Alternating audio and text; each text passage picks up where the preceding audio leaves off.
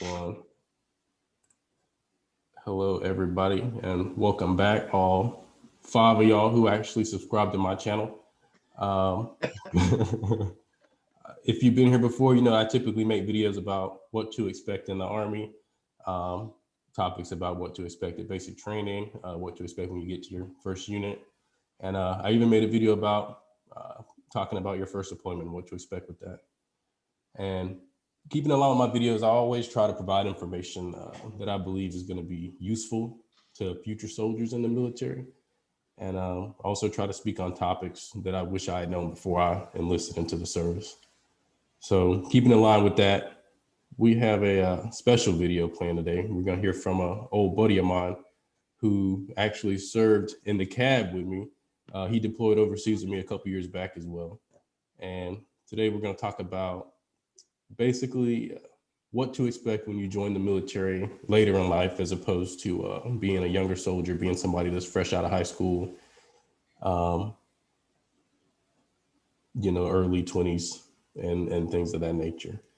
But I also wanted to kind of touch on some of the challenges that you might face if you join the military later in life, and also some of the pros and cons of joining later in life versus joining early in life.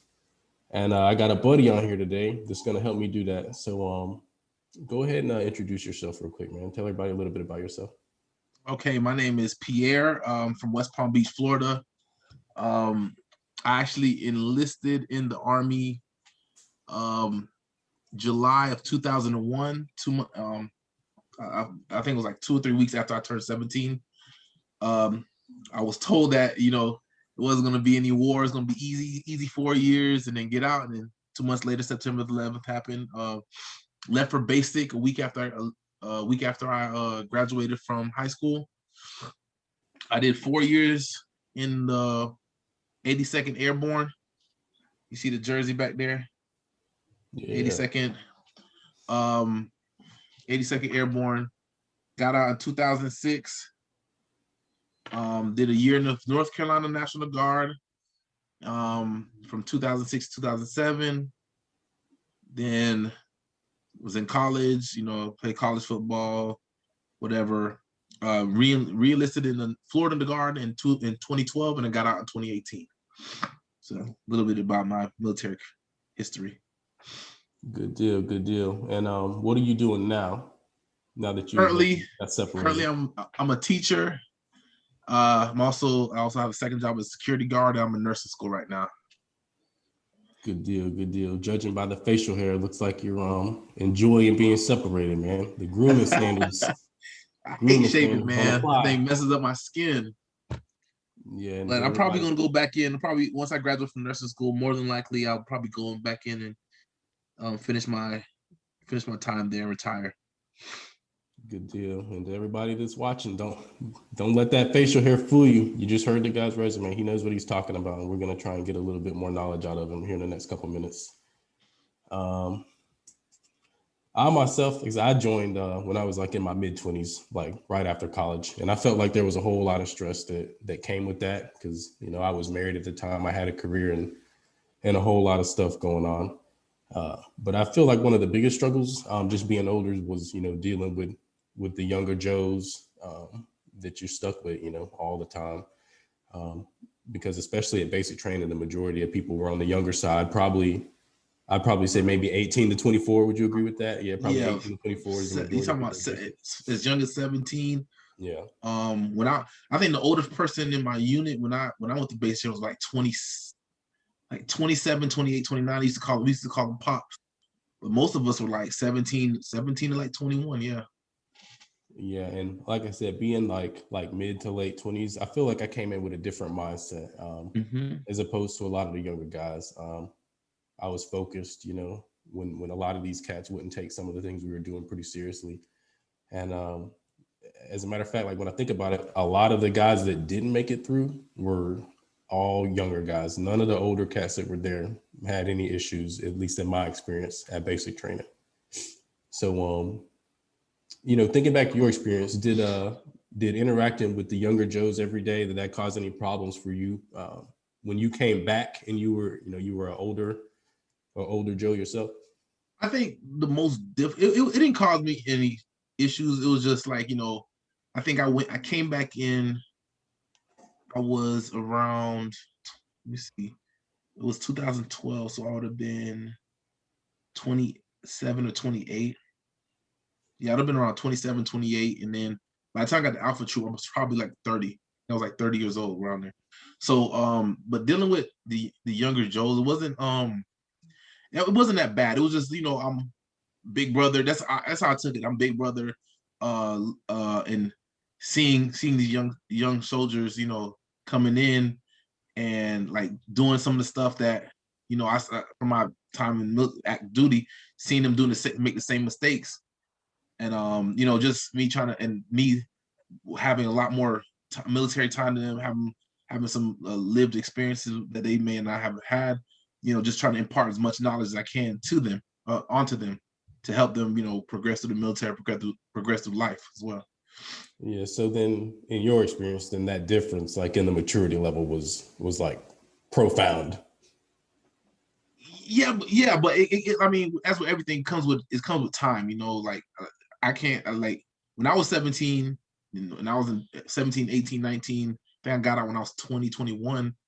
I was the same person, I was same as them, making hotheads, hothead, talking, messing up, making some of the same mistakes. So it's like it wasn't like me looking, I didn't want to make it come off like me looking down on them, because I was in their shoes, and it's now Yeah. that I'm older, and having to deal with when I was active duty and hanging out with like a lot of older soldiers were 27, 28, 29 year olds, up to like E6s, E7s who were in their later 30s, and them trying to tell me the same thing I'm telling these young soldiers, and I'm like, nah, I don't care. Are we allowed to curse? No cursing? I mean, we probably got an older audience, so you could probably Okay, get away with it. I'm just say F that. So like I'm like F that. I'm not, they don't know what they're talking about. But now looking back, I'm like, man, they were telling me some real stuff, and this is like the same thing. Like I'm telling the young soldiers, and they could take some of the knowledge, and not taking some of the knowledge. But at least I did my part of trying to give as much knowledge as I had. So then, kind of along the same lines of that, then kind of mentoring people. Real So quick, that, I think I'm sorry. I think the hardest part was dealing with younger soldiers who outranked me and didn't have as much time in the military as I did. I think that was the more difficult one. And you know who I'm talking about too. mm-hmm. The short E5.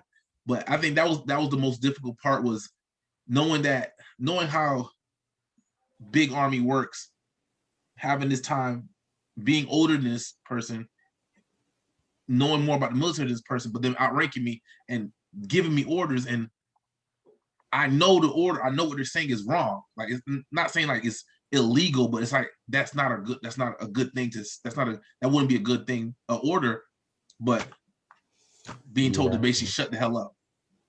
Yeah, and that, I think that just kind of comes to I mean, kind of, how society goes in a whole, is you see somebody that's younger than you or older than you kind of assume that, like you were saying, they kind of have that knowledge and that maturity. But being older, now you're taking orders from somebody that's younger than you. They look younger than you. So yeah, I mean, It wasn't so much that's that they something were that I younger dealt than with. me. It wasn't so much that they're younger than me. It was like they were placed in a position of leadership where they didn't have the maturity for that leadership Yeah, position, if that makes sense. yeah. Yeah. And so, like you said, being an older person, that's something that's definitely realistic right there, because Yeah. you're definitely gonna at one point or another be taking orders from somebody that's younger, and potentially has a lot less life experience than you, but they've simply been in the military longer. Yeah. So yeah, that's a valid point. Um, so yeah, that would definitely be a negative. Let's talk about some of, like, what are some of the benefits that you saw when you joined the military later in life? I think one of the biggest things, like, and how I was like, every fight is worth fighting, but knowing what you guys saw was like the calm down version of how I was when I was 17, 18. You know what I'm saying? Like, Yeah, that maturity level. yeah, the maturity level is like, when I was 17, 18, man, every day I was getting in trouble, man, talking back. Like, and I tell people all the time, people always think I was like bigger. I wasn't big. When I graduated high school, I was 168 pounds. I wrestled. Yeah, I wrestled at, yeah, I was 168.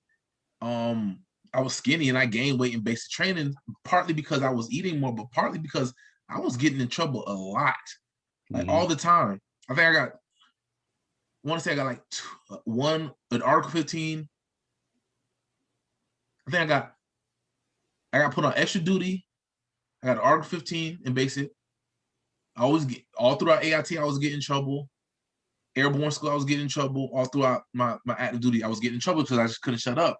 And now me realizing, like, I'm older, like, bro, sometimes I don't need to say something. Sometimes I just like whatever, let it go. So that definitely would have helped me. And I was actually talking to one of my old squad leaders from my active duty time yesterday, and we were talking about it. And he asked me how old I was. I said I was about to turn 30. I was about to turn 37 in a few months. And he was like, "Man, dang!" And he was like, "I was like, yeah, man, sorry, Grant. Man, if I had if I had the same mindset now that I did when I was 17, and I didn't want to play football, I probably would have stayed in, and the military would have been easy for me. Just because one of the biggest things that you got to learn about going to the military is learning how to shut up.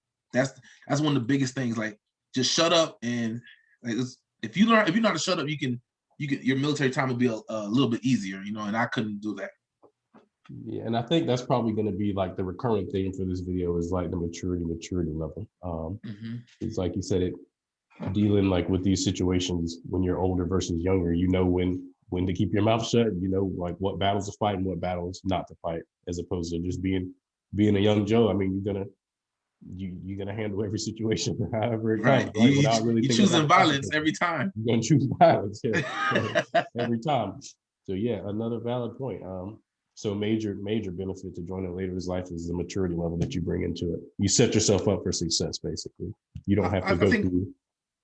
I think another one that it comes with is like you learn how to, like, in addition to learning how to shut up, you learn how to like maneuver better.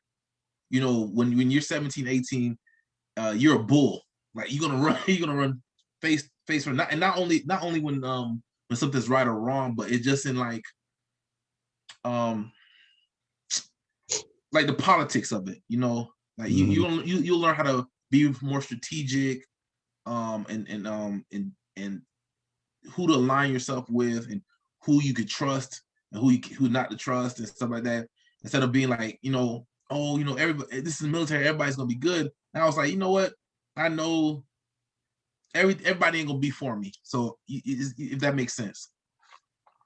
Yeah, I touched on that in like another video that I did, just talking about how every unit has different cliques, right? We got different cliques, and you got like high speeds over here, and then the low speeds over here, and then everybody that's you got all these different groups. So it's definitely important to figure out or to know what you want to do when you come into the military, because there's all sorts of different people in every unit, right? And everybody's coming from all sorts of different backgrounds. So aligning yourself with certain people can definitely help you achieve some of your whatever goals you might have. Right. So let me ask you this: and you think it's a better decision overall to join the military later in life, or younger in life? So that's a hard question, because when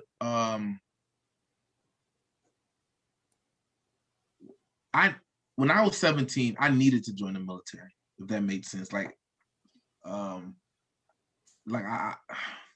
feel like it would be better if people went in older, but at the same time, it's like a lot of people, some of the people that joined the military like 17, 18, 19, they need to, because they don't have no other options. Like for me, I didn't have any football scholarships. I didn't have any wrestling scholarships.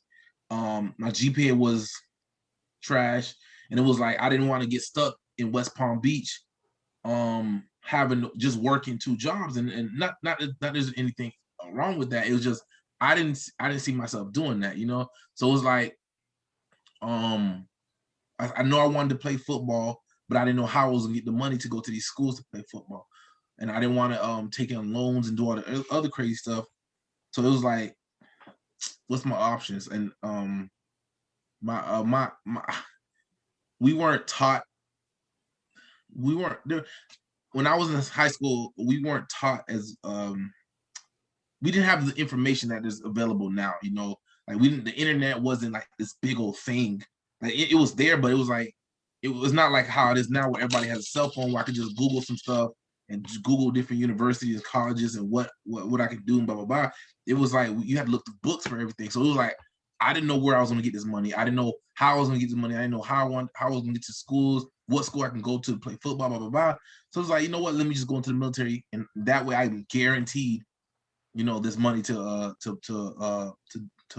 move forward my dreams. You know, so it was like I feel like mentally it'll be better for people to join, mentally and physically. It'll be better for people to come in when they're older. Mm-hmm. But who am I to say to a 17, 18-year-old kid, you don't have any other options, but just wait a few years, you know, and struggle. Does that make sense? Yeah, I got you. And especially being younger, I guess you still have to just weigh the pros and cons. Because I mean, there's benefits to both. I mean, the way you explained it, come in young. I mean, you could literally walk out of a bad situation, right? Just by signing your name on a piece of paper, you can be overseas somewhere within the year.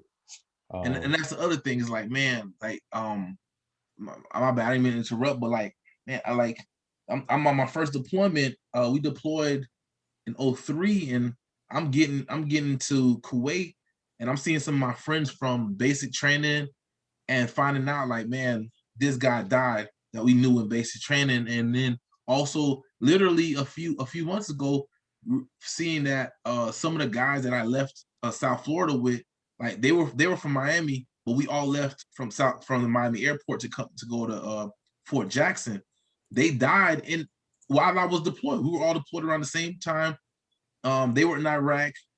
I was in Kuwait, and they died over there. So it's like they're young, 17, 18, 19-year-old kids. We haven't lived. You know, we didn't live. I didn't not trying to like glorify this, but I didn't have my first drink until I was like 20 years old, right? Mm-hmm. I was a virgin. Luckily I lost my virginity in AIT. I'm sorry, I don't know if this is the content, but like, let's say I didn't lose my virginity in AIT. I might have deployed with a virgin, never taken a drink, never knowing nothing. You know what I'm saying? So it's like at 20, me, like I said, I think I came back in at 27. Me at 27, I had these long years of doing experience in life, right? Whereas me at 17, I didn't experience nothing. I literally left my strict parents to go into the military. It was like 7 days after I walked across the stage, I was headed to basic training. So it was like I had no time to live. And growing up poor, you know, we didn't have any experiences. I didn't go to, like I was telling my friends, I never even been on a what's the bounce house? I had never been in the bounce house in my life. Yeah. So there was a lot of stuff I had never experienced. You know what I'm saying? So, but it's like I'm 17. I turn 18 in basic training. I deploy. I'm 19 years old. I could have died right there. 19 years old. So it's like it's pros because it took me out of a situation. It allowed me the ability to help my family. It's giving me the ability to get an education. Even to this day, I'm still reaping the benefits of being in the military. But it's like, man, if I had died, you risked a lot. I risked a lot. Yeah, high risk, high reward. I risked a lot of experiences. Go ahead. What'd you say? I said high risk, high reward. Exactly. Situation. So. Okay. Well, touching on like deployment again, do you think it did it help you or did it hurt you deploying as an older soldier? Well, see, the deployments were different. So I can't. The deployment that we did wasn't a hectic deployment. Like even the deployment. I'm gonna say this. I'm gonna be honest. Neither one of my deployments were hectic deployments. My first deployment, luckily, literally the day before. Not even the day before, a few hours before we were supposed to convoy up to Iraq, my platoon sergeant told me that I was staying in Kuwait with one of my squad leaders. So I had packed up all my stuff. It was on the truck, and we were supposed to convoy up there. and they told me a few hours early, listen, you're staying here. So and then this one was, we were doing security in Djibouti, it was nothing like very hectic. But my first deployment was one where I lost friends. There was a helicopter that got shot down, and I lost like Specialist Johnson. He wasn't like, my room was here. His room was like the next door over in our barracks. So like we used to, talk, hang out, whatever. And he died in Iraq. So it was like, I forgot my point. So like I can't compare the deployments. Like if they have both been similar deployments, then I could have, like, let's say both of them were like during the heyday of OIF, OEF, Operation Enduring Freedom and Operation Iraqi Freedom, then I would have a better answer for that question. But neither one of them were that hectic. So to me, that's why I'll say, even though my first one was a little worse, neither one was like crazy for me to say that, oh, this is how I dealt with certain, this was easier for me to deal with because I was older or younger, if that makes sense. Yeah. The one thing I would say is that, and no, I can't say that because I don't have any kids. I didn't have a wife. I did have my family, but like I was away from them. So it was, I didn't, like how you deploy, you have a wife and kids. So that's a different dynamic that I've never experienced. So I can't say that. I feel like that's a better question for you. Like how did it affect you to leave your family for a year, basically almost more than a year, because including the AT that we did. Yeah, we were gone for a minute. Yeah, right. We left. We did AT. I think we came back for like a week or two, and then we went to El Paso. So how did it affect you? I mean, with the deployments, I would say definitely, and after interacting with younger soldiers and seeing how they dealt with things, I would definitely say that deploying older is probably a lot more difficult than deploying younger, just for those reasons. I mean, if you're an older soldier now, you got a wife, kids, you got a lot of things going on back home that you're going to be thinking about, as opposed to, like you said, just a young Joe. You got family back home, but in most cases that can be, just check in here and there, and most Joes are okay with that. But like you said, you got like a young kid and you got, a wife at home and dealing with bills and all that. That can be can definitely make a deployment more difficult for an older soldier. That's what I would say. I also will say that it is a different deployment because my first deployment I was active duty, so that was my 9 to 5. Like that, I woke up, went to sleep, I was in the Army. Whereas the second deployment, we were guardsmen, so we had other stuff at home. You know what I'm saying?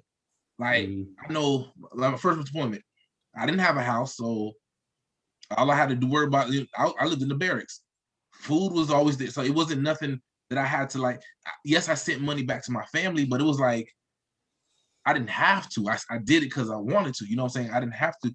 So it, like you being a National Guardsman, where you're already in your career, you're married, you have a child, you have this whole your whole dynamic is different from anything. I've even my second deployment, where even though I was in the guard, I didn't have a wife and kids. I had just purchased my house, but it was like I rented it out. So it was like I didn't have these things to worry about like you do.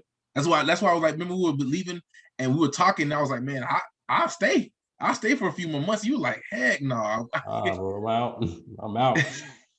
Because it weighs on you, for sure. It definitely weighs on you, because I mean, a year, we can say like a year here in the video chat, you think like, man, that's not a long time at all. But a year on a deployment, that's a long time. to be away from home, sleeping overseas, that's a long time. And it felt like every day dragged on for me. I don't know how it felt for you, but every day to me just felt like it was just dragging on. I was like, man, I was trying to stay longer, man. I was at the money. I was like, man, let me stay for like 4 or 5 more months. Yeah. So let me ask you, since like you said, you reclassed the Cav too. So we're both Cav. And what you have any advice for older soldiers that want to get into combat arms? Because we know that there's a physical requirement that's going to come with that. Oof. There ain't no easy days in the cab. So you got So any advice for any older guys that want to go combat arms?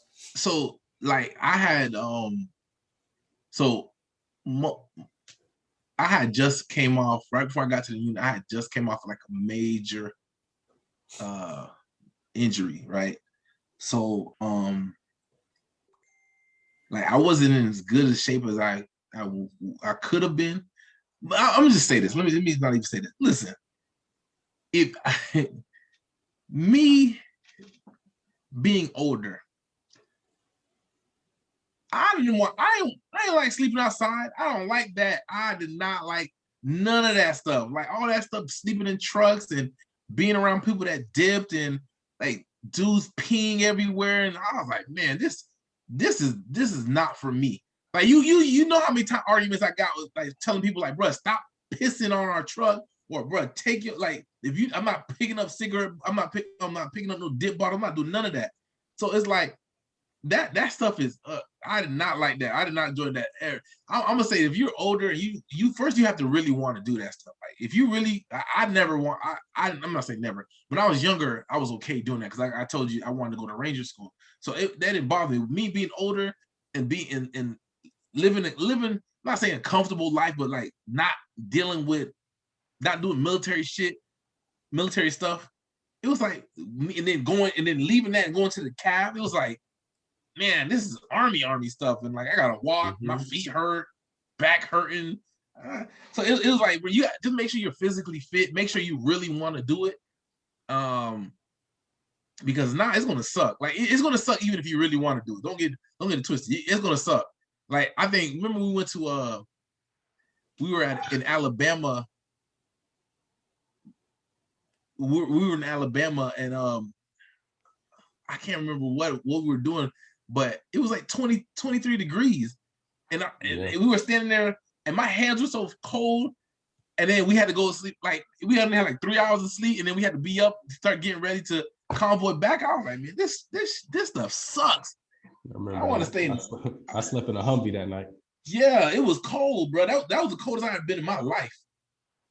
So. Yeah, that's definitely a valid point. So if you're older and you want to go combat arms, hop on YouTube, come to pages like this and do your research, because I mean you might think you like camping and sleeping outside, but camping in the military is different. It ain't camping, bro. It's you training. You training, and it's not gonna be fun. Some cats love it, but I mean, I don't think nobody loves it, dog. Because like it's cool. Because I've been in on like FTX or thing where it was like you chill, like you light a fire, and y'all just sit around a fire and start talking. I've been on those type of FTXs, and then you on other FTXs where it's like from the time you wake up to the time you go to sleep, you training, and it's like, damn, man, I don't want to do this, man. I'm ready to go. And then like and then you go active duty, and you might have to do it for a month straight, where you're in the field for a month straight. Ugh, nah, good on that. Yeah. So yeah, it can be done to all the older guys out there, but definitely do your research and just understand what you're getting into. Because especially if you had never done nothing like that, like I wrestled in college and I played college football, and I have been in the military before. So even though it was bad for me, it was like I had done stuff where I had done stuff like that before. But if you've never done stuff like that, and you just thinking like I'm a pretty decent in shape guy, and I'm older, let me just go in the military. You just think if you coming off like that and you never done anything physically demanding like that before, it's gonna be tough for you. You have to mentally and physically be ready to do it. But especially if you're in your 30s, once you turn 30, bro, your body you just start getting aches and pains out of nowhere. So and you get set in your routine, right? I mean, you get used to sleeping in your own bed and being comfy and doing this and that. All that is just gonna be gone, man, once you put on that uniform. You have to wake up when they tell you to wake up. You may only get 2 hours of sleep, and you got to get up, do this. And then what's the light? The little light, hey, fire guard. Yeah, wake up. Oh man, yeah, that's the worst. Oh yeah. Well, I think we're probably at about like 25 minutes right now, so we can go ahead and we can wrap this up. Um, I had a lot of other questions that I wanted to get to with you, but we'll see. Kind of what the people think, and we can probably hop back in and do a part two if they want to keep going. Um, we can also answer any questions that anybody might have that we didn't touch on in the comments too. But Pierre, thanks for taking the time out of your night, man, and coming and sharing this knowledge with these future soldiers in here. Thanks for having me, bro. Anything else you'd like to say before we shut it down? I'm gonna say, like, man, if you're going, if I'm gonna say this, man, the military sucks. I'm not even gonna lie to you, it sucks, but it's a lot of good out of it too. You know what I'm saying? Like, there. Oh, did I close something? Did I close? Oh, never mind. It's a lot of good, but it's a lot of bad. Like, you're gonna have to wake up early and do all that stuff. Like, but if you go in and you know you have a goal and you have a more positive attitude than negative attitude, like, not saying that you're not, because you're gonna have some negative thoughts. You can be like, man, F this, I don't want to do this ever again. But just realize it's really not that bad. You can deal with it. It just sucks that you have to do it at the time. And some of the best times that you have are in those sucky moments. Like those are like hanging out with other soldiers, talking shit. Those are some of the best times that you'll ever have too. So you're just gonna have to take the good with the bad and just stay positive. Good deal. Well, like I said, man, happy to have you. Hopefully, the viewers like what we had to talk about, and we can do this again in the future. All right, brother. Thanks for having me, man. All right, take it easy.